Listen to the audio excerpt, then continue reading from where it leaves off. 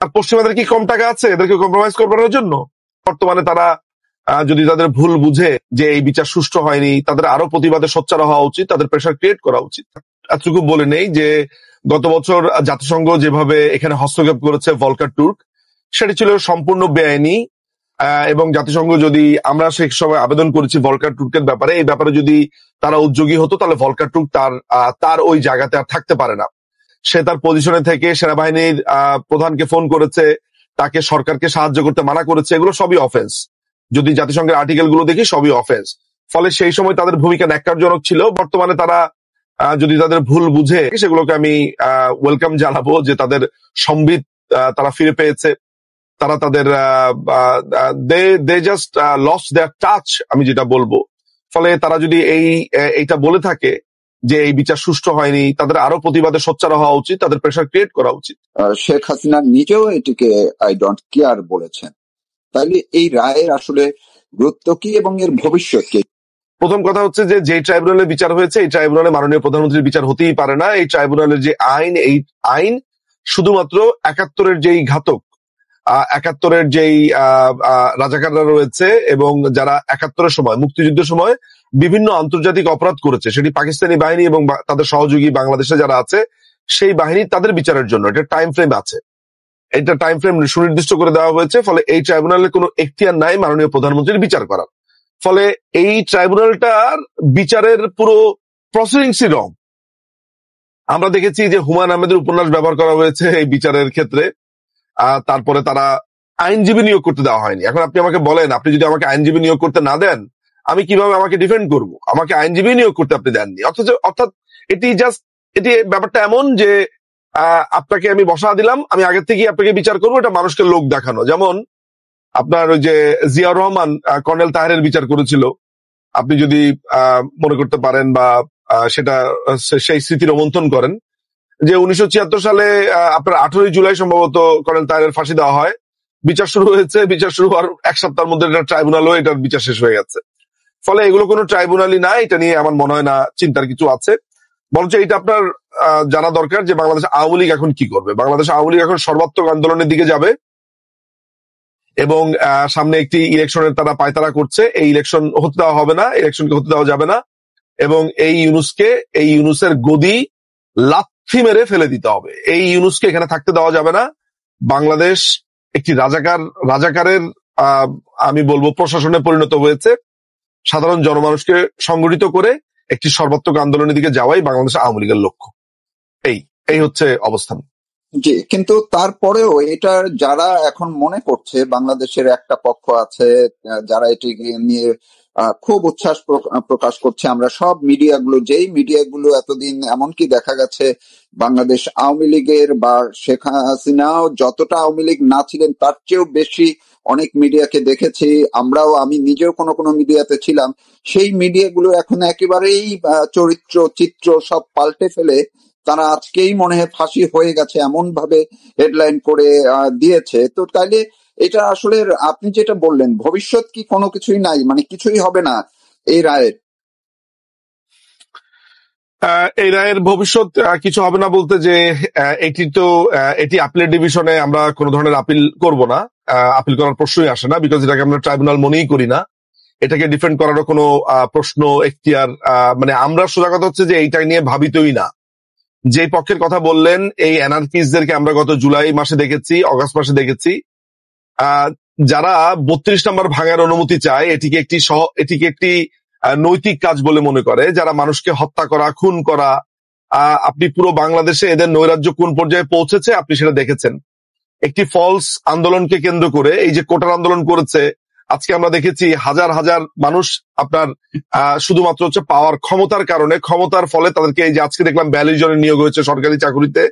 সোজা কথা হচ্ছে একটা নৈরাজ্যময় বাংলাদেশ হয়ে গেছে। বাংলাদেশের মানুষ, যারা সাধারণ মানুষ আছে, তাদের অনেকেই গত জুলাই আন্দোলনে এদের প্রতি সহমর্মিতা দেখিয়ে যোগ দিয়েছিল। তারা ভেবেছিল মনে হয় বাংলাদেশ আওয়ামী লীগ মনে হয় এদের উপর অত্যাচার করছে। এই ধরনের একটা ফলস ভাবনাতে তারা এসে এখন তাদের মাথাতে হাত, জিভে কামড়। তারা এখন অনেকটা খাঁটি বাংলাতে হচ্ছে যে বলে না যে মানে বিস্মিত হয়ে যাওয়া আর কি, যাকে বলে হচ্ছে। এগুলোর অনেক অনেক অনেক স্ল্যাং বাংলা শব্দ আছে, সেগুলো আমি আর বলতে চাই না। সেরকম একটা অবস্থা তাদের হয়ে গেছে। ফলে এরকম একটা সিচুয়েশনে বাংলাদেশের মানুষও নিরীহ অবস্থাতে দেখছে, এদের হাতে অস্ত্র আছে, অস্ত্রের ঝনঝনানি, তারা আওয়ামী লীগের নেতাকর্মীদেরকে তো জবাই করছে, মারছে, ঘর বাড়ি পুড়িয়ে দিচ্ছে। 32 নম্বর তারা কালকে ভাঙবে, তারা সেনাবাহিনীর কাছে অনুমতি চাচ্ছে এবং তারা সেটা ব্যাখ্যা দিচ্ছে যে এটাকে তারা ভেঙে ফেলবে। সো এই ধরনের একটা নৈরাজ্যকর অবস্থাতে কারা মিষ্টি বিলালো, কারা উচ্ছ্বাস প্রকাশ করলো, ডাজন্ট ম্যাটার। দেখেন, আমরা মূল জায়গাতে একটু ফোকাস করি। আপনি যতক্ষণ পর্যন্ত না রাষ্ট্র ক্ষমতা দখল করতে পারবেন, এদেরকে আপনি উৎখাত করতে পারবেন, আপনি একটি আন্দোলন গড়ে তুলতে পারবেন, আপনি যখন জনমানুষকে সাথে নিয়ে এদেরকে উৎখাত করতে পারবেন, ততক্ষণ পর্যন্ত আসলে এগুলো বলে লাভ নাই। ফলে বাংলাদেশ আওয়ামী লীগকে এই কাজটা করতে হবে এবং এই কাজের দিকে আমরা ধাবিত হচ্ছে। আপনি যা কিছু দেখেছেন, এরা গত 16 বছর কোথায় ছিল? কারণ আমরা ক্ষমতাতে ছিলাম, এদেরকে আপনি দেখতে পান নাই। একইভাবে যখন আপনি ক্ষমতাতে আবার যাবেন, এদেরকে আপনি রিমুভ করবেন, তখন এরা এমনিই মুছে যাবে। সুতরাং এরা কি করলো, কি বললো, বরঞ্চ এটা একটা দেখার বিষয় আছে যে বাংলাদেশ আওয়ামী লীগ না থাকলে এই দেশে রাজাকার আলবদররা কোন পর্যন্ত যেতে পারে, কি করতে পারে, মৌলবাদীরা কি করতে পারে, সেটির একটি ডেমো বা ডেমনস্ট্রেশন বা সেটির একটি বড় ধরনের প্রমাণ আপনি দেখে ফেলেছেন। এটা হয়তো আমাদের সামনের বাংলাদেশ গঠনে জরুরি হবে যে কোন পর্যন্ত তারা যেতে পারে এটা দেখার জন্য। আদারওয়াইজ এটার আরো অন্য কোনো ধরনের ভ্যালু আমি দেখি না।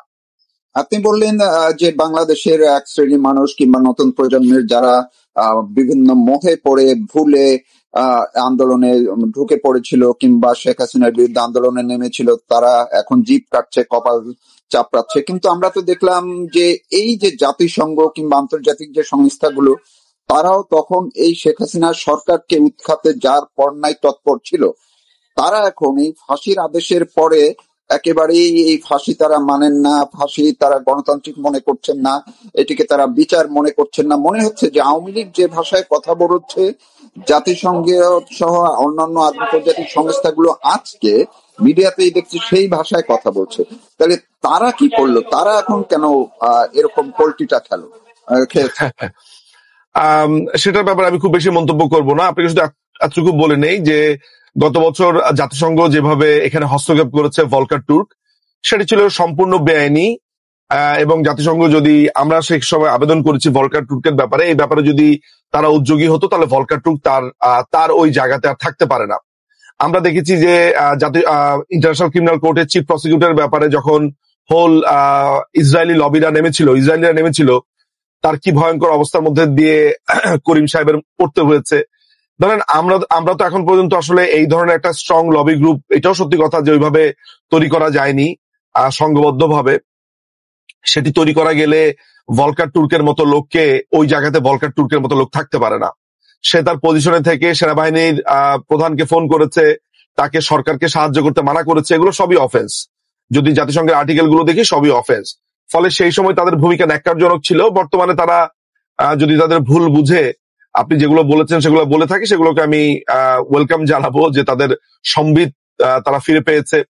তারা তাদের they just lost their touch, আমি যেটা বলবো। ফলে তারা যদি এইটা বলে থাকে যে এই বিচার সুষ্ঠু হয়নি, তাদের আরো প্রতিবাদে সোচ্চার হওয়া উচিত, তাদের প্রেশার ক্রিয়েট করা উচিত। তারা কেন এখন এই কথা তাদের চেঞ্জ করেছে, এই ব্যাপারে আমি খুব বেশি কথা বলতে পারবো না, তবে করে থাকলে তো খুবই ভালো। আজকে কোন কোন সামাজিক যোগাযোগ মাধ্যমে দেখলাম অনেকে বলার চেষ্টা করছেন যে এই রায়, অর্থাৎ শেখ হাসিনার বিরুদ্ধে যে সাজা বা রায় দেওয়া হয়েছে, এটি দিয়ে বিএনপি বা বিশেষ করে তারেক রহমানের দিকেও আবার একই ধরনের কিছু একটু ধাবিত হচ্ছে। অনেকে কেউ কেউ সামাজিক যোগাযোগ মাধ্যমে বলছেন যে ঝিকে মেরে বউকে শেখানোর মতো একটি, অর্থাৎ তারেক রহমানের বাংলাদেশে আসাও এখন নাকি নস্যাৎ করার পথে যাবে এই সরকার। আপনার কি তাই মনে হচ্ছে? তারেক রহমানের ব্যাপারে আমেরিকার একটা বিগ নো আছে, এতটুকু পর্যন্ত আমি জানি। বিশেষ করে আমেরিকা বলতে অ্যাজ এ হোল, আমেরিকা বললে আবার একটু ডিফারেন্ট বুঝতে অসুবিধা হতে পারে। বাইডেন প্রশাসনের একটা বড় ধরনের, অর্থাৎ ডেমোক্রেটদের একটা বড় ধরনের সমস্যা ছিল। এটি এখন আমেরিকার সামগ্রিক পলিসি কিনা I am not quite sure, but আমি গত 2-3 মাসের আগে একটা আপডেট দিতে পারি, যেখানে আমেরিকার বেশ কিছু আমেরিকান হাই কমিশনের বেশ কিছু কর্তা ব্যক্তিরা আমারই পরিচিত একজনকে বলেছিল যে তারা তারেক রহমানের ব্যাপারে তাদের একটা বিগ নো আছে। বিএনপি রাজনীতি করতে চাইলে তাদের কোনো বাধা নেই, তারা জামাত এবং এনসিপির সমন্বয়ে তারা জামাত এবং এনসিপির সমন্বয়ে একটি রাষ্ট্র, একটি সরকার দেখতে চায়। এটাই তাদের প্ল্যান। তারা এইভাবে সরাসরি না বললেও তারা আনে বানে বলেছে যে আমরা তো মনে করি যে জামাত এবং এনসিপি বাংলাদেশ রাষ্ট্র চালাতে সক্ষম, এই ধরনের কথাবার্তা বলেছে। অর্থাৎ তাদের কথা খুবই ইঙ্গিত খুবই স্পষ্ট ছিল যে জামাতকে এবং এনসিপির এই টোকাইগুলোকে তারা ক্ষমতায় আনতে চায়, এবং আপনারা দেখতেই পাচ্ছেন কেন আনতে চায়। বিকজ আজকে পানগাঁও এবং লালদিয়ার যেই বন্দর আপনার বিক্রি হয়ে গেল এই পুরো ডামাডোলের মধ্য দিয়ে, আমরা কিন্তু এটা নিয়ে কথাবার্তা বলিনি। আমাদের বরঞ্চ এই পুরো রায়কে ফেলে দিয়ে আমাদের উচিত হচ্ছে বন্দর টার্মিনাল যে এভাবে বিক্রি হয়ে গেল সেগুলো নিয়ে কথা বলা। যেই আনু মোহাম্মদ পান থেকে চুন খসলে বাংলাদেশ আওয়ামী লীগকে দোষারোপ করতো, আজকে তাদের নির্বাক, আজকে তাদের এই সাইলেন্স, আমি জানি না যে আমার কাছে মাঝে মধ্যে মনে হয় যে যা কিছু হয় আসলে ভালোর জন্যই হয়।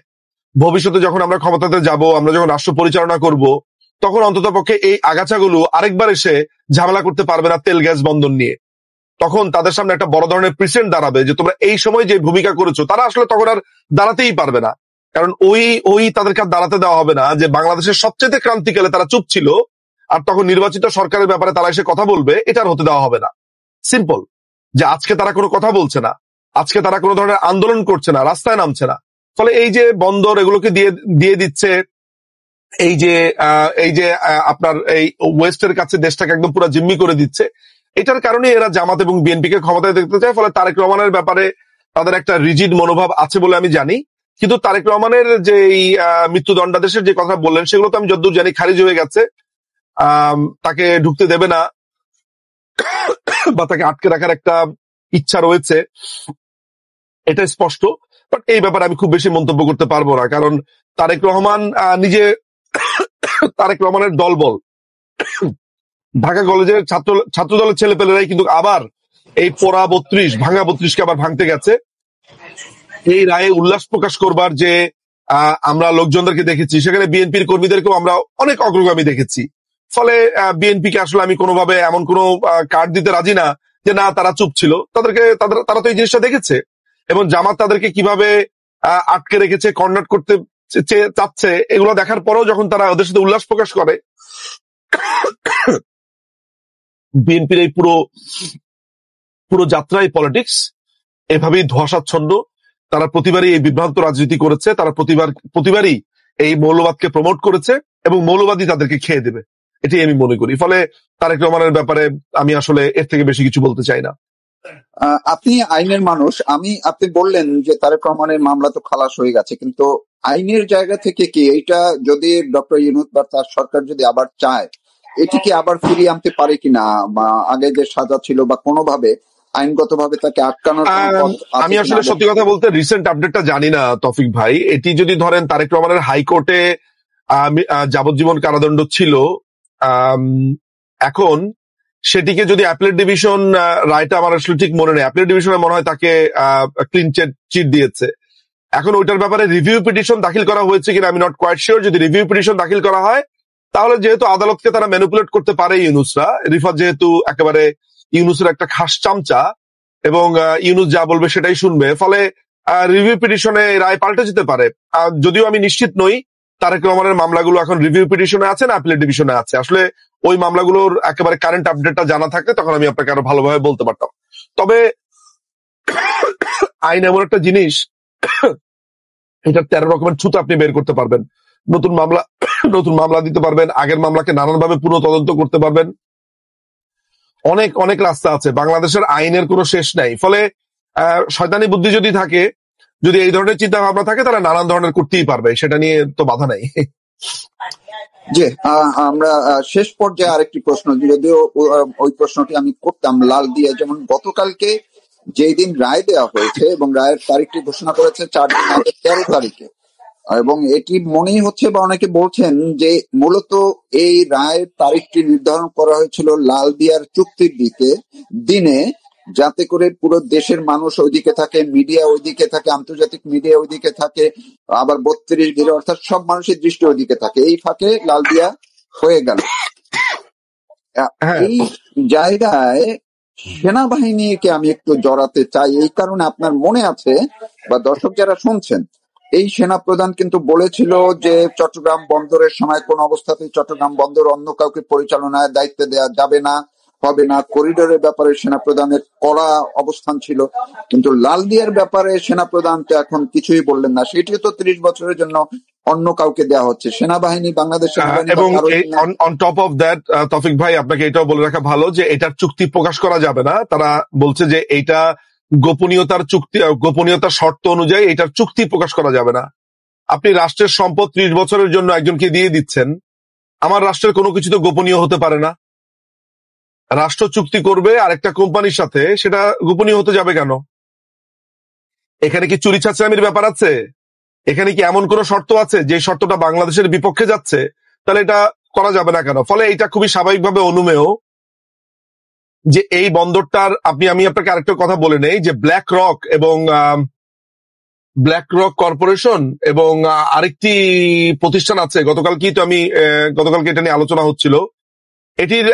এটির প্রায় 46 সামথিং হচ্ছে আপনার মার্স্ক, এদের আপনার শেয়ার হোল্ডার আছে, কিন্তু 4 থেকে 5% শেয়ার হোল্ডার দুটি কোম্পানির আছে যারা আমেরিকার ডিপ স্টেটের কোম্পানি বলে আমাদের কাছে স্পষ্ট সংবাদ আছে।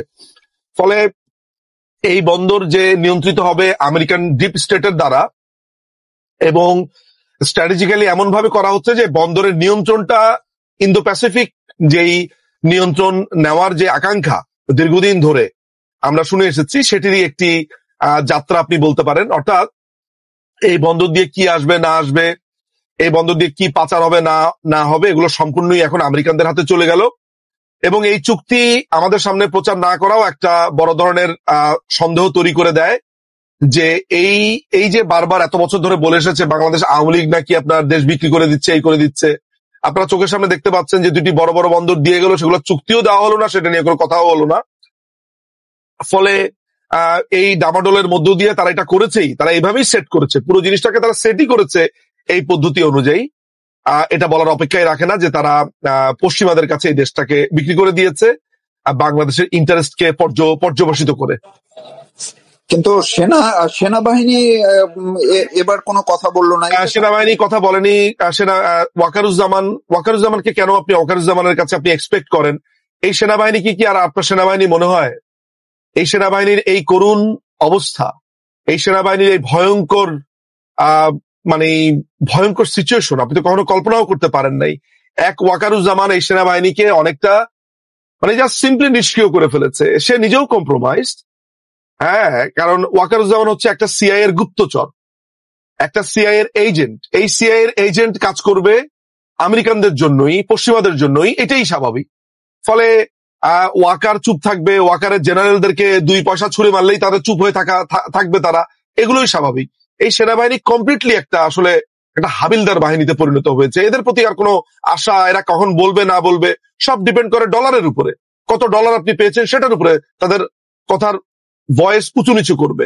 এই কোনো প্রিন্সিপালের মধ্যে তো সেনাবাহিনী চলছে না। পুরো সেনাবাহিনীর মিড লেভেলের অফিসাররা যেভাবে ফুসে আছে, জুনিয়র অফিসাররা যেভাবে ফুসে আছে, তাদের সিনিয়র জেনারেলরা এই দেশটাকে এইভাবে বিক্রি করে দিয়েছে এবং বিক্রি করার ক্ষেত্রে সাহায্য করেছে। সেনাবাহিনী আজকে কমপ্লিটলি দেশ বিরোধী চক্রান্তে জড়িত হয়ে গেছে। এবং যারা নিরীহ অফিসার, যারা হয়তো এগুলোর কিছুই জানে না, যারা দেশের সার্বভৌমত্বকে সার্ভ করতে সেনাবাহিনীতে ঢুকেছে, তারাও এই দোষে যুক্ত হয়ে গেল, কারণ তারা তাদের সিনিয়রদেরকে ঠেকাতে পারেনি। ফলে সেনাবাহিনী কম্প্রোমাইজ হয়ে গেছে। তাদের সিনিয়র মাথারা টাকা দিলেই তো সম্ভব। আর পশ্চিমাদের কি কম টাকা আছে এদেরকে কম্প্রোমাইজ করার জন্য? ফলে আমি এটার বাইরে অন্য কোনো অ্যান্সার দেখি না। জি, অনেক ধন্যবাদ আপনাকে। আসসালামু আলাইকুম প্রিয় দর্শক, শুরুতেই বলে নিচ্ছি আজ আমাদের অতিথি হিসেবে আছেন অস্ট্রেলিয়ার সিডনি থেকে লেখক কলামিস্ট অজয় দাশগুপ্ত। শুরুতে ওনার নাম বললাম এই কারণে যে ওনার জন্য আপনারা অনেক অপেক্ষা করেন, যে আমি যে ভূমিকা দিব তার চেয়ে ওনার নাম বলাটা আপনাদের কাছে বেশি আমার মনে হয় যে আকর্ষণীয় হবে।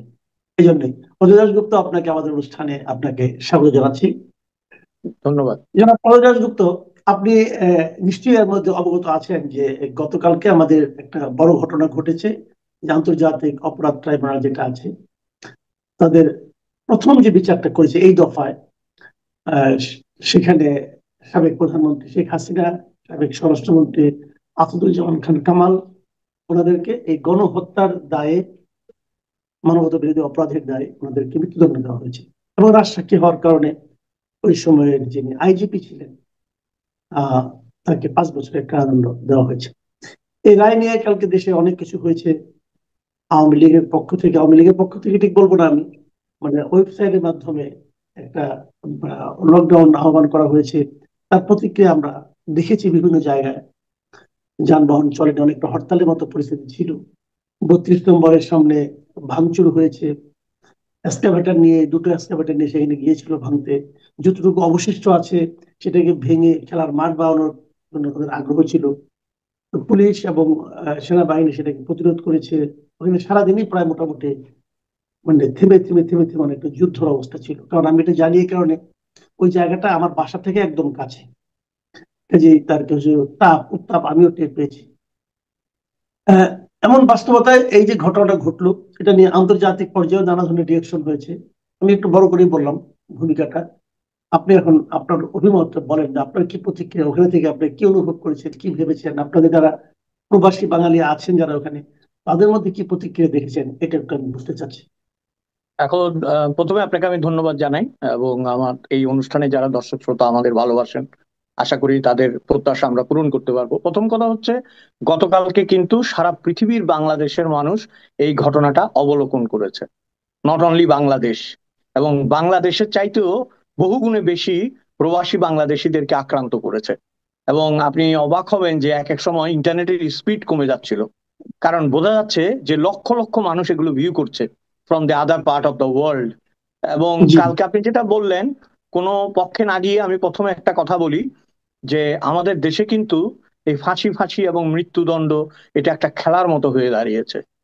এটা যে প্রজন্ম আজকে মাঠে নেমে চিৎকার করছে, আপনি যখন, অনেকগুলো প্রসঙ্গ এসছে তো একটা একটা করে বলি, যে তরুণ তরুণীদেরকে আমি দেখি অশুদ্ধ বাংলায়, অপ্রমিত বাংলায় কেমন করে জানি মিলিটারির সাথেও কথা বলছে। আমি খুব শঙ্কিত হই আপনার, কারণ ধরেন যে একটা সময় ছিল যখন, এখানে একটা কথা আপনাকে বলতেই হবে, আপনি ফাঁসি দিয়েছেন ঠিক আছে, ফাঁসির আদেশ দিয়েছেন তাই না, কিন্তু আপনার সাথে শেখ হাসিনার একটা তফাৎ আছে। শেখ হাসিনা আগে এগুলিকে কারাগারে ঢুকিয়ে কবজা করে তারপর ফাঁসি দিয়েছে। তার মানে কি, তুমি আমার হাতে আছো, বিচারের যা ট্রায়াল হবে সেটা তোমাকে ভোগ করতেই হবে।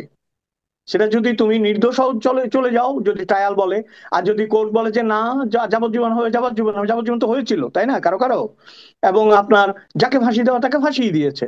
So she is more intelligent and more, আমি বলবো, ক্যাপেবল, অনেক সক্ষম। এটা যেটা করেছে, ধরেন আমার প্রথম যেটা আমি বলতে চাই, আপনি নিশ্চয়ই একটা টার্মের সাথে পরিচিত আছেন, আলোচনাটা সিরিয়াস হওয়া উচিত, সেটা হচ্ছে ক্যাঙ্গারু কোর্ট। জি। ক্যাঙ্গারু কোর্ট কি আসলে, হোয়াট ইজ ক্যাঙ্গারু কোর্ট? আমরা যে দেশে থাকি, এই অস্ট্রেলিয়া, এটি হচ্ছে ক্যাঙ্গারুদের দেশ। ক্যাঙ্গারু পৃথিবীর অন্য দেশে কেন পাওয়া যায় না? কারণ ক্যাঙ্গারু উঠতে জানে না, সে যেতে পারে না এই অন্য দেশে, যদি না তাকে নিয়ে গিয়ে জাদুঘরে রাখা, মিউজিক কি বলে, জুতে রাখা হয়। এই না হলে কিন্তু সে যেতে পারে না, কারণ তার উড়বার ক্ষমতা নাই। এই কারণে কয়েকটা প্রাণী আছে অস্ট্রেলিয়ায়, এগুলো ইউনিক প্রাণী। যাই হোক, কেন ক্যাঙ্গারু কোর্ট বলে? কারণ ক্যাঙ্গারু হাঁটতে পারে না, ক্যাঙ্গারু লাফিয়ে চলে। বুঝতে পেরেছেন? এক একটা স্টেপে অনেক দূর চলে যায়, লাফায় লাফায়, এক পায়ে এরকম লাফাতে লাফাতে বাচ্চাটা থলতে থাকে, চলে যায়। তো তোমরাও তো তাই করেছো, লাফিয়ে লাফিয়ে কাজ করেছো, কনসিস্টেন্টলি কাজগুলি করেনি। বুঝতে পেরেছেন? এই কারণেই ক্যাঙ্গারু কোর্ট কথাটা চালু হয়েছে। এবং ক্যাঙ্গারু কোর্ট সাধারণত মিন করে যে that punishment has been decided before the trial. এই এই বিচারটা আসলে আগেই নির্ধারিত হয়েছিল, এবং এখানে যথেষ্ট আইন প্রমাণ কাগজপত্র ইত্যাদি দাখিল করার আগেই, ওই যে বললাম, হ্যাঁ, 1 step forward to 2 step backward, 2 step forward to 4 step forward করে করে এইটাকে জায়েজ করে কালকে একটা মৃত্যুদণ্ড দিয়ে দেওয়া হয়েছে। এখন ধরেন, আপনি যদি এটা এই আইনের চোখে দেখেন, এখন আইন যেটা করেছে এটার বিরুদ্ধে বলা তো আইন বিরোধী কথা বলা, তাই না? আইসিটির বিরুদ্ধে কথা বলতে গেলে আইন বিরোধী কথা বলতে হবে। কিন্তু আমরা যদি আইনের দিকে শ্রদ্ধাশীল হই, আইনের প্রতি, তাহলে এই ধরনের একটা ক্যাপিটাল পানিশমেন্ট যাকে দেওয়া হচ্ছে, তিনি কয়েক দফার বাংলাদেশের সবচেয়ে বেশি ক্ষমতায় থাকা প্রধানমন্ত্রী।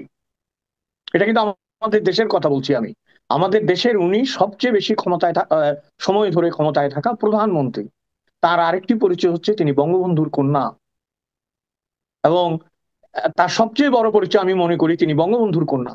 এখন বঙ্গবন্ধু কন্যা বলে আপনি খুন করে পার পেয়ে যাবেন তা নয়, কিন্তু তাকে বিচার করতে হলে যথেষ্ট ন্যায্যতা এবং স্বচ্ছতার প্রয়োজন ছিল। আমি ব্যক্তিগতভাবে মনে করি কি জানেন, এইটা তো পারবে না। আপনাকে আমি দেখেন, অনেক অনেক ভারী ভারী কথা হচ্ছে, একটা হালকা গল্প বলি আপনাকে। হ্যাঁ, পাগলা গারদে দুইটা পাগল ছিল, বুঝছেন? তো এক পাগল আইসা বলতেছে ইয়ে রে, জেলারে রে, বলে স্যার কালু তো ভালো হয়ে গেছে। বলে কালু কেমনে ভালো হবে, কালু তো একেবারে বদ্ধ উন্মাদ, তুই কেমনে বুঝলি ভালো হয়েছে? বলে জামাল পড়ে গেছিল পুকুরে, সাঁতার জানে না, কালু গিয়ে তুলে নিয়ে আসছে। বলছে বলিস কি, ডাক তো দেখি। তো ডাকছে, তো কালু তো মাথা নিচু করে দাঁড়ায় আছে। বলছে কালু তুমি কি এরকম ওর জান বাঁচাইছো? কয় হ হুজুর। কয় কিভাবে আসলো এই অনুভূতি তোমার? কয় হালায় সাঁতার জানে না, ওইখানে পইরা মরা মরা হয়েছে, আমি গিয়া তার জানের ইয়া নিয়ে বাঁচাই নিয়ে আইছি, লুঙ্গি কোচা মাইরা। কয় খুব ভালো করছো, তোরও তো আমি কয় কিছুদিনের জন্য রিলিজ দিব, তুই বাড়ি যা, মাথা ঠান্ডা করে চল, তুই আর পাগলাগারদে থাকিস না। তো রিলিজ লেটারটা লিখতে লিখতে সই করার আগে জিজ্ঞেস করছে, আচ্ছা তুই যে ওরে তুলছস কালু রে, ও কই? কয় স্যার পুরা ভিজা গেছে তো, ওরে গলায় দড়ি দিয়ে গাছের লগে ঝুলাই দিয়ে আইছি যাতে শুকাইতে পারে। বুঝছেন? কয় কতক্ষণ আগে দিছস? কয় 1 ঘন্টা আগে। কয় আরামজাদারে আবার ঢুকা জেলে। বুঝছেন? এখন গারদে আবার ঢুকা। এই ফাঁসি তো ফান, এই ফাঁসি ফার্স। ফার্স এই কারণে আপনি তাকে আনতে পারবেন না, তাই না? আমাদের চোখের সামনে 15 বছর ধরে দোদণ্ড প্রতাপে শাসন করা এই আওয়ামী লীগ সারা বাংলাদেশ চেষ্টা করে মেজর নূরকে আনতে পারে নাই, তাই না? কানাডা থেকে না, আনতে পারেনি। কিন্তু এখানে এখানে আমি একটা কথা বলি, বাস্তবায়ন করা না গেলেও কি রায়টা কি জরুরি ছিল না নৈতিক ভাবে? যদি কেউ হত্যার অপরাধে অপরাধী হয়, আমি তাকে আনতে পারবো না জানি, কিন্তু তার বিরুদ্ধে যে আমি রায়টা দিব না, এটা কি প্রয়োজনীয় না? না, রায়ের ব্যাপারে আমরা কথা বলছি না, আমরা বলছি যে সাক্ষী সাবুত প্রমাণ। একটা আচ্ছা। ট্রায়ালে যে আপনি রায় দেবেন, সেই রায়টা কতটা ফেয়ার। এখন আপনি আমি যখন কথা বলছি, এর ফাঁকেই কিন্তু অ্যামনেস্টি ইন্টারন্যাশনাল জানিয়েছে যে ইট ওয়াজ আনফেয়ার। অ্যামনেস্টি ইন্টারন্যাশনাল বিবৃতি দিয়েছে যে এই হুম, হুম, জাস্টিস, হুম। এই বিচারটা, ট্রায়ালটা তাদের কাছে আনফেয়ার এবং আনজাস্টিস মনে হয়েছে। Not only that, economic journal না, ইকোনমিস্ট তারাও বলেছে যে এত দ্রুততম সময়ে বিচার করাটা এটা আনফেয়ার এবং এটা জাস্টিস হয়েছে বলে মনে হচ্ছে না। তাহলে আপনি কিন্তু শুরুতেই নেগেটিভ ফিডব্যাক গুলি পেতে শুরু করেছেন, তাই না? এবং আপনাদের কাছেই আমি শুনি বিভিন্ন টক শোতে আপনারা বলেন যে একটা দেশে যখন এইরকম একটা দলের প্রায় 40-50% সাপোর্টার থাকে, তার শীর্ষ নেতাকে বিচার করার সময় অনেকগুলো বিষয়ে যত্ন নেওয়ার প্রয়োজন ছিল এবং অনেকগুলো বিষয় মাথায় রাখার প্রয়োজন ছিল। আমার তো মনে হয়েছে যে আমাদের সময় শেষ, তড়িঘড়ি যাওয়ার আগে আমি আমার কাজটা করে যেতে চাচ্ছি, এরকম একটা মনোভাব কাজ করেছে, না, আসলে যেটা আপনি দেশ যেটা ও বললেন, জাতির জন্য অমঙ্গলের। না, আসলে আমি কিন্তু অ্যামনেস্টি যে বক্তব্যটা, এটা আমি আপনাকে আরেকবার পড়ে শোনাই। আপনার বলেন। কথাই তো বলেছেন, আমি তবুও একটু পড়ে শোনাই দর্শকদের জন্য। তারা বলেছে যে 2024 সালের জুলাই আগস্টে ছাত্রদের নেতৃত্বে বিক্ষোভের সময় যে গুরুতর মানবাধিকার লঙ্ঘন ও মানবতা বিরোধী অপরাধের অভিযোগ রয়েছে, সেজন্য যারা ব্যক্তিগতভাবে দায়ী তাদের বিরুদ্ধে সুষ্ঠু বিচার প্রক্রিয়ায় তদন্ত ও বিচার কাজ হতে হবে। কিন্তু এই বিচার ও সাজা কোনোটি সুষ্ঠু ও ন্যায়সঙ্গত হয়নি। এটা একটা বড় অভিযোগ, তাদের অবজারভেশন, এটা আচ্ছা, বড় আমি একটা আরেকটা অভিযোগ। কথা আপনাকে বলবো, আরো একটা কথা আপনাকে আমি বলবো, please go to the main text, যেটা ইংরেজিতে ওরা বলেছে ওইটা। কারণ আমাদের দেশে বাংলা কি করে জানেন, ওই যে পুলিশ পেট্রোল করতেছিল ওইটাকে বলছে পুলিশ পেট্রোল চড়াইতে চড়াইতে এদিক থেকে ওইদিকে গেছে। না, হ্যাঁ, এখানে কিন্তু টুইস্ট থাকতে পারে, যদিও এটা ঠিক আছে মনে হচ্ছে। আমি এটা আমার কাছে অরিজিনালটা মনে হয় পড়েছি। ঠিকই আছে, আমি তো চেক করেছি, এটা ঠিকই আছে, একই রকম, এরকমই। হ্যাঁ, অরিজিনালি আছে এটা মনে হচ্ছে। সামহাও ইউ আর লাকি যে আপনি অরিজিনাল ভার্সনটা পেয়েছেন, কারণ এটাকে টুইস্ট করলে কিন্তু বদলে যাবে। আমরা টুইস্ট চাচ্ছি না। হ্যাঁ, এবং আপনি হয়তো জানেন যে তসলিমা নাসরিন একটা লেখাও লিখে ফেলেছে ইতিমধ্যে ইন্ডিয়ান টুডেতে বোধহয়। হ্যাঁ, এবং সেখানে তিনি, হ্যাঁ, উনি যেটা বলছে যে এই সমস্ত আনফেয়ারনেস যদি হাসিনার ক্ষেত্রে হয়, তাহলে ইউনূস সাহেব ফেয়ার হইলো কিভাবে? She has raise this question. Okay, এবং আমার শুধু একটাই প্রশ্ন, ইউনূস আমাদের প্রধান কি যেন উনার প্রধান উপদেষ্টা। উপদেষ্টা, হ্যাঁ প্রধান উপদেষ্টা বলছেন এতই গুরুত্বপূর্ণ যে উনার পদবিও আমরা ভুলে যাই মাঝে মাঝে। যাই হোক, এখন উনি এই যে বলছেন যে আজকে যে প্রমাণ হলো কেউ আইনের ঊর্ধ্বে নন, তাহলে মশাই আপনি কি আইনের ঊর্ধ্বে? আপনি আইনের ঊর্ধ্বে? হ্যাঁ, আপনি যে এতগুলি সুদ মওকুফ করে ফেললেন, সমস্ত ব্যাংকগুলির সমস্ত টাকা আপনি, দেখেন আমি আমি কখনোই বায়াস হতে চাই না আমার আলোচনায়, কিন্তু এই ঘটনার পর থেকে আমার শেখ হাসিনার প্রতি দুর্বলতা জন্মেছে। এই কারণে আপনি তাকে ট্রায়াল না করেই বলছেন আমি ফাঁসি দিব, এটা কেন মানবো আমি? আপনি ট্রায়াল করেন, ন্যায্য বিচার করেন, তাকে ডিফেন্ড করার সুযোগ দেন। ভাই, পৃথিবীতে একটা লোক যে তার স্ত্রী পুত্রকে খুন করে তাকেও কিন্তু আত্মপক্ষ সমর্থনের সুযোগ দেওয়া হয়। তাই না? এবং এই বিচার যে একটা প্রহসন, তার একটা প্রমাণ কিন্তু রেখে গেছে তারা। আমি কোনো আর্গুমেন্টের কথা বলবো না, কোনো সাক্ষীর কথা বলবো না, আমি শুধু একটা ছবির কথা বলবো, যেই ছবিতে আসামি পক্ষের উকিল হেসে হেসে দাঁত কেলিয়ে বলছে আমার খারাপ লেগেছে এই রায়। এর চেয়ে ফার্স কি হইতে পারে? হ্যাঁ, সে 32 পাটি দাঁত বের করছে যে আমার এই রায় ভালো লাগেনি। আরে মিয়া, নিমক হারামেরও তো একটা সীমানা আছে না? তোমারে যে দায়িত্ব দিয়েছে, হ্যাঁ, আপনি জানেন কুরুক্ষেত্রের, এই যে মহাভারতের কথা বলছি আমি, মহাভারতের সবচেয়ে খারাপ চরিত্র ছিল শকুনি, যে যুদ্ধ লাগিয়ে দিয়েছিল। কিন্তু শকুনি সবার আগে স্বর্গে গিয়েছিল, কেন জানেন? সে তার কর্তব্য থেকে বিচলিত হয়নি। সে কার পক্ষে বিপক্ষে সেটা বড় কথা না, দেবতার পক্ষে না বিপক্ষে, কিন্তু তার কর্তব্য সে অবিচল ছিল। এই লোকটা তো কর্তব্যেই অবিচল নয়, এবং যে পক্ষ সমর্থন করে সে আদালতে বক্তব্য দিচ্ছে তার ব্যাপারে সে দাঁত কেলিয়ে ফাঁসির আদেশে বলছে আমি খুশি হইনি। এইটা বিচার? এটাই বাংলাদেশ? এবং আমি আপনাকে আরো একটা কথা বলবো, আহ, কি বলে মাসুদ ভাই, এটা আমার কাছে ইম্পর্টেন্ট মনে হয়। 40 বছর লিবিয়া শাসন করেছিল গাদ্দাফি। হুম। তারপরে আপনার দীর্ঘ সময় ধরে তাকে, তাদেরকে যখন সরানো যায়নি তখন কিন্তু আন্তর্জাতিক চক্রান্ত করে তাদেরকে সরিয়েছে, তাই না? সেই বিচারগুলো কিন্তু, সেই অন্যায়গুলো কিন্তু ইতিহাসে জমা আছে। সিরিয়াসলি, এই ইতিহাসে জমা আছে কিন্তু এগুলো। একটা কথাই আছে, হিস্ট্রি রিপিট ইটসেলফ। এই যে কাদের সিদ্দিকী একটা কথা বলেছে, যদিও কাদের সিদ্দিকী খুবই নড়বড়ে মানুষ, কিন্তু তিনি একটা কথা বলেছে না, যে আমাদের অনেক আগেই শেখ হাসিনা ডক্টর ইউনূসকে চিনতে পেরেছিল। আসলেই তো চিনতে পেরেছিল। উনি তো মারতে বলেনি, উনি বলছিল যে একটু চুবাইয়ে নেন এবং উনি যেন না মরে খেয়াল রেখে নেন। কিন্তু হ্যাঁ, ওই যে পদ্মার পানিতে চুবাই আনতে বলছিল, কিন্তু না মরে এটা খেয়াল রাখে। আর এই লোকটা একেবারে ফাঁসি দিয়ে দিছে। তো আপনি এই যে প্রতিহিংসার, এই যে প্রতিহিংসার চরিতার্থকরণ, এইটা তো বাংলাদেশের জন্য সুফল বয়ে আনবে না। তার হ্যাঁ, মানে আপনি আপনি দেখেন বলছেন যে, তার মানে আপনি বলছেন যে বলেন যে আসামি পক্ষের আইনজীবীর যে আচরণ, সেটাই আপনাকে বলে দিয়েছে যে বিচার কেমন হয়েছে। এক্স্যাক্টলি। উনি হেসে হেসে বলছে আপনাকে যদি এখন ফাঁসি দেওয়া হয়, আমাকে একটা টক শোতে ডাকা হয়, আর আমি যদি হেসে হেসে বলি হ্যাঁ আমার মাসুদ ভাইয়ের জন্য খুব খারাপ লাগতেছে, ইজ ইট মাই রিয়াকশন? এটা কি আমি আপনাকে ভালোবাসলে করতে পারবো?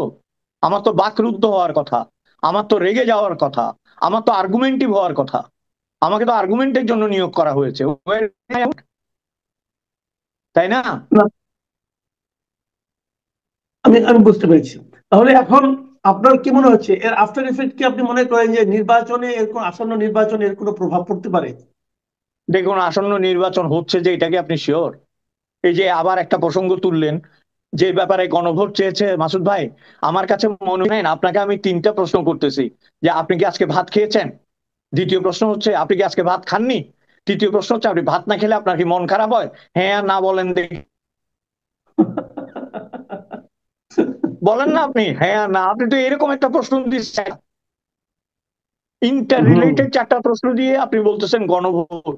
প্রশ্নটা সীমা থাকে, তাই না? প্রহসনের তো একটা একটা একটা সীমা থাকা উচিত। এই গণভোট তো, এবং এই গণভোট আর ভোট একদিনে, মানুষ একটা সামলাইতে পারতেছে না, কয়ের মধ্যে আরো 4টা দিয়া বলে গণভোট দিতে হবে। রিফিউজিং, কনফিউজিং না?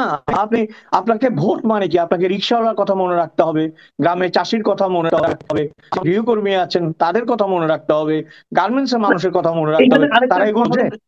এই গণভোট নিয়ে আরেকটা কথা বলা হচ্ছে, যেটা আমি বলেছিলাম আর কি, আপনি এটা একবার ভাবেন। সেটা হলো আমাদের দেশের সরকারি হিসেবে আমাদের সাক্ষরতার হার হলো 77.9%। তার মানে ধরলাম 78। তাহলে 22% লোক তো লিখতেও জানে না, পড়তেও জানে না।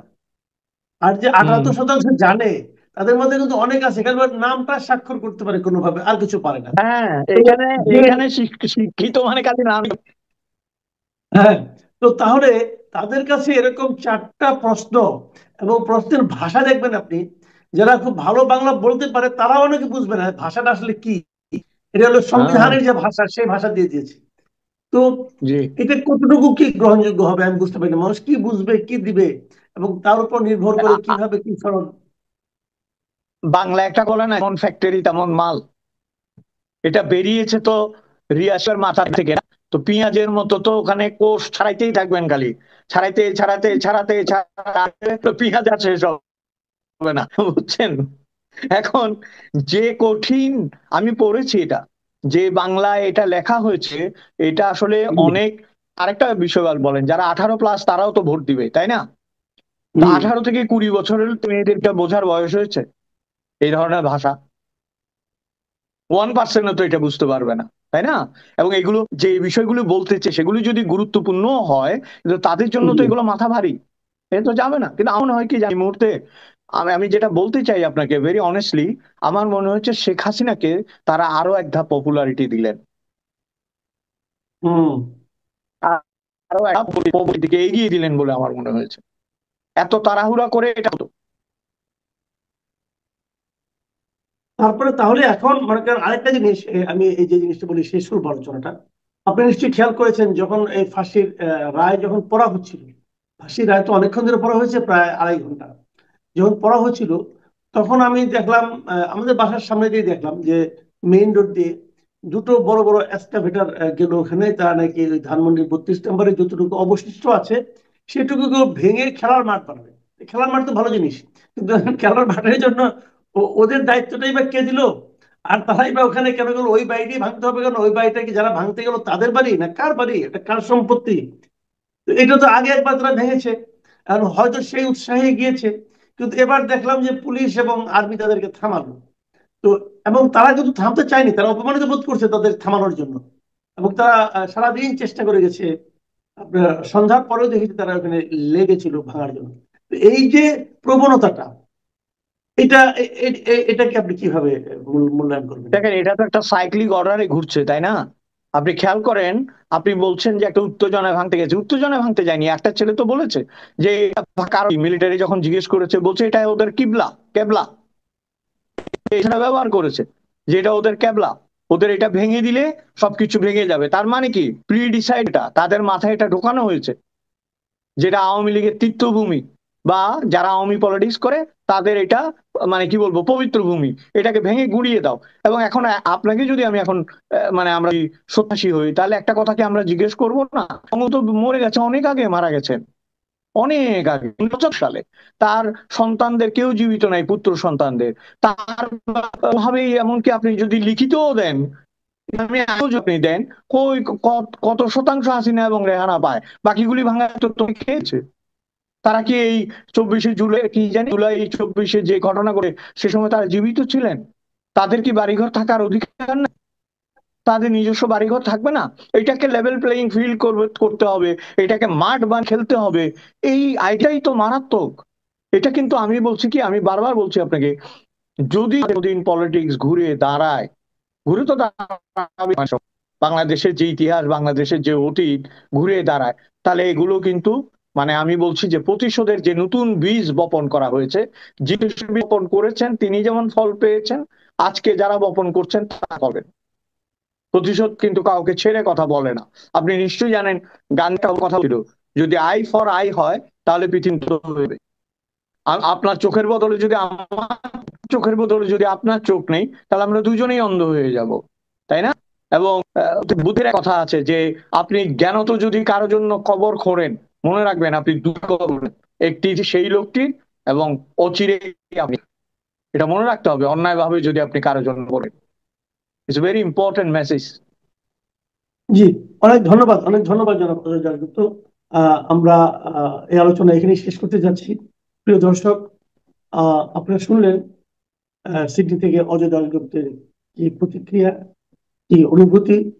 কালকে যে ঘটনা ঘটেছে, যে মৃত্যুদণ্ড রায় দেওয়া হয়েছে আমাদের আন্তর্জাতিক অপরাধ ট্রাইব্যুনাল, সেটা নিয়ে বিদেশের বিভিন্ন সংস্থাও নানা রকম প্রতিক্রিয়া দিয়েছে, সেগুলিও আমরা দেখছি। কিন্তু তার উপরে সবচেয়ে বড় কথা কি, আমরা কিন্তু চেয়েছি, সবসময় চেয়েছি যে 24-এর যে অভ্যুত্থান ছিল, গণ অভ্যুত্থান ছিল, সেই অভ্যুত্থানে তো অনেক মানুষ মারা গেছে, নির্মম ভাবে নিহত হয়েছে। সেই হত্যাকাণ্ডগুলো তাদের যে পরিবার, তাদের পরিবারগুলো এখন তো যেভাবে কষ্ট করে বেঁচে আছে, তাদের সন্তান অথবা তাদের আত্মীয় স্বজনের স্মৃতি নিয়ে, তার একটা প্রতিকার হোক, এটা তো আমরা সবাই চাই। কিন্তু প্রতিকারের নামে আসলে যেটা হচ্ছে, তাদেরকে আসলে প্রতিকার হচ্ছে। এখানে ইন্টারন্যাশনাল এই সংস্থাগুলো, এই অ্যামনেস্টি ইন্টারন্যাশনাল, ওরা কিন্তু বলেছে যে তারা সবসময় দাবি করেছে যারা মারা গেছেন তাদের পরিবারের জন্য ক্ষতিপূরণ দেওয়া, তাদেরকে পুনর্বাসিত করা। সেই কাজটাকে আমরা করতে পেরেছি? আমরা যেন এক ধরনের প্রতিহিংসার চরিতার্থের দিকে বেশি মনোযোগী হয়েছিলাম। সেটাই কি জরুরি? যে কথাটা অজয় জয়গুপ্ত নিজেও বললেন যে আপনি যদি চোখের বদলে চোখ তুলে নেন, একসময় হয়তো পুরো পৃথিবী অন্ধ হয়ে যাবে। আমরা কি সেটাই চাচ্ছি? এই সমস্ত বিষয় নিয়ে আলোচনা এবারই প্রথম নয়, এবারই শেষ নয়, আগামীতে আরো চলতে থাকবে। তো আমরাও করবো। আবার কথা হবে। ভালো থাকবেন আপনারা। এখন এ পর্যন্তই।